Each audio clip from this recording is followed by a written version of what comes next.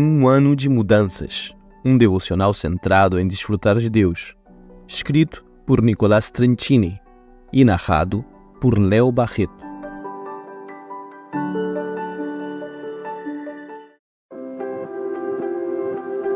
Dia 52. A mudança. Devo procurar ser recompensado? Quinta parte. Pela fé, Moisés, sendo já grande, recusou ser chamado filho da filha de Faraó, escolhendo, antes, ser maltratado com o povo de Deus do que por um pouco de tempo ter o gozo do pecado, tendo por maiores riquezas o vitupério de Cristo do que os tesouros do Egito, porque tinha em vista a recompensa. Hebreus 11, versículo 24 ao 26. Façamos uma pequena prova de teologia bíblica. Você acha que é possível falar de graça condicional? Podem estas duas palavras coexistir em uma mesma ação? Você acha que há contradição dos termos? É uma contradição?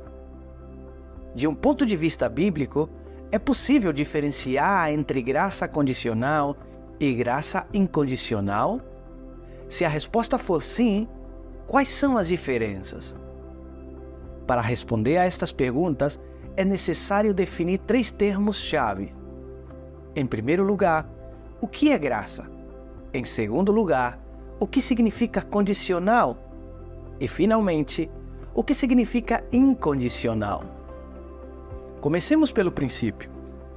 Embora pudéssemos defini-la de muitas formas, exercer graça é dar a uma pessoa algo que essa pessoa não merece. Dar graça é dar um presente.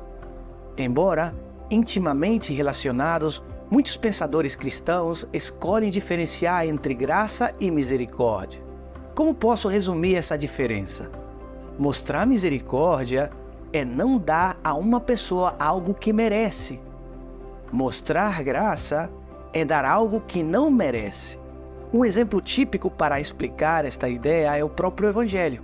Em Cristo, Deus não somente nos castiga por nossos pecados, ou seja, nos mostra misericórdia, mas também nos presenteia com uma herança indescritível, ou seja, nos mostra graça. Como?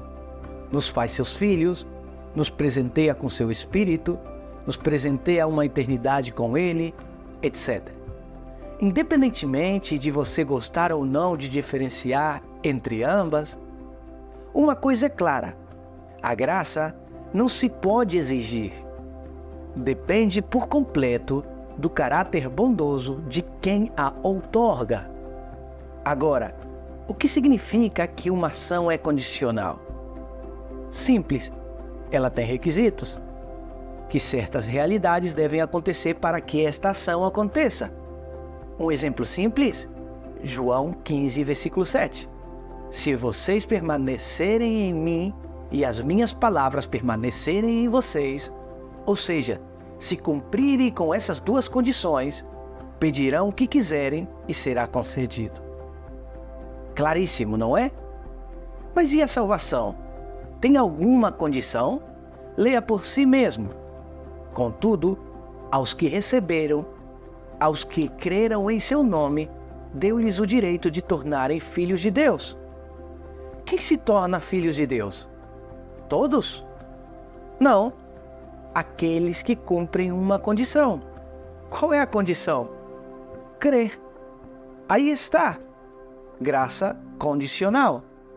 Por que a salvação é pela graça? Porque não se pode exigir.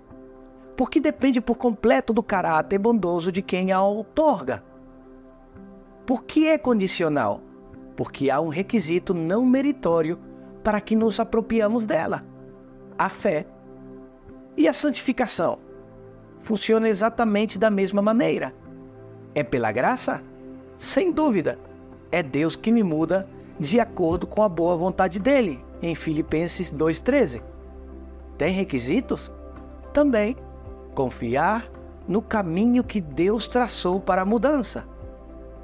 Você já se perguntou por que há pessoas mais maduras e mais espirituais que outras? Quem é responsável pelo crescimento dessas pessoas? Deus ou elas? Você sabe qual é a resposta? Graça condicional, sendo o mesmo que dizer que ambos são responsáveis. Por quê? Porque o crescimento é por graça, mas para o crescimento ocorrer, há requisitos. O que faz uma pessoa imatura uma pessoa madura? Fazer o que Moisés fez, buscar a recompensa divina, confiar que o caminho de Deus é melhor que meu próprio caminho. Nas palavras de Jesus, segui-lo, diz Mateus 4,19. E disse Jesus: sigam-me. A condição: e eu os farei pescadores de homens, ou seja, farei uma mudança que só eu posso fazer. De que forma concreta nos pede Jesus hoje que confiemos nele e o sigamos? Seguindo o caminho das disciplinas espirituais. O que são? Como as pratico? São perguntas que veremos mais adiante. Por enquanto, só resta responder um último dilema. Existe a graça incondicional? Afinal, se Deus exige sempre como condição que creiamos nele, existe a incondicionalidade? Sim, existe. Você quer um exemplo? Inúmeras promessas divinas. A mais importante delas, a glorificação. Como diz Filipenses 1,6, estou convencido de que aquele que começou a boa obra em vocês vai completá-la até o dia de Jesus Cristo. Entretanto, seremos todos igualmente maduros? Não. Alguns crescerão mais que outros.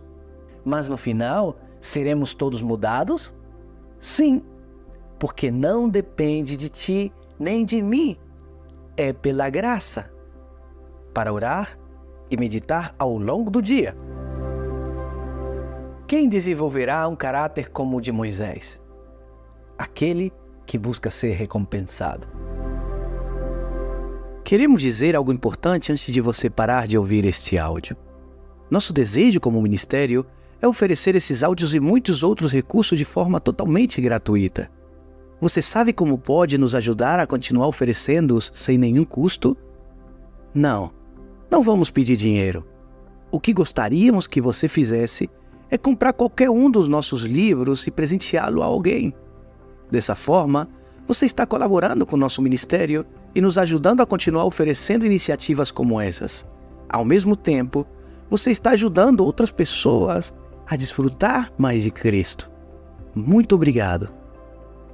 Se você deseja acessar mais recursos relacionados ao ministério Mudanças Profundas, convidamos você a buscar-nos nas redes sociais ou visitar o nosso site www.cambiosprofundos.com/pt.